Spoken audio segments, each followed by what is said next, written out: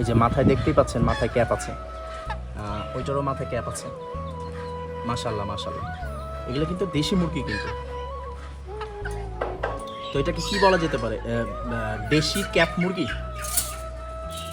যাই হোক, তো মুরগিগুলো কেমন হয়েছে জানাবে। এগুলো খামারে ওপেন প্লেসে থাকবে, আম্মাগুলো আছে এগুলোও খামারে উন্মুক্ত অবস্থায় ঘোরাঘুরি করবে, এগুলো নিয়ে আমার কোনো সমস্যা নেই। কিন্তু মোস্ট ইন্টারেস্টিং জিনিস যেটা, সেটা হচ্ছে আমি আপনাদের এখন দেখাচ্ছি। দেখেন, এখন দেখতেই পাচ্ছেন এটা পুরোপুরি দেশি মুরগির মতোই দেখতে, দুইটার কালার সেম। এটার জাতের নাম কি কেউ যদি বলেন আমাকে কমেন্ট সেকশনে, জেনে থাকেন কমেন্ট সেকশনে অবশ্যই জানাবেন যে এই দুইটা কি ব্রিডের মুরগি। আপনার ব্ল্যাক সিল্ক মুরগি, তো হোয়াইটটা তো কমন, ব্ল্যাকও কমন এখন, কিন্তু ব্ল্যাকটা তারপরে হোয়াইটের থেকে ব্ল্যাকটা একটু কম পাওয়া যায়। তো এটা হচ্ছে মোরগ, অ্যাটিটিউড বা গঠনে বুঝতেই পারছেন, আর এইটা হচ্ছে মুরগি।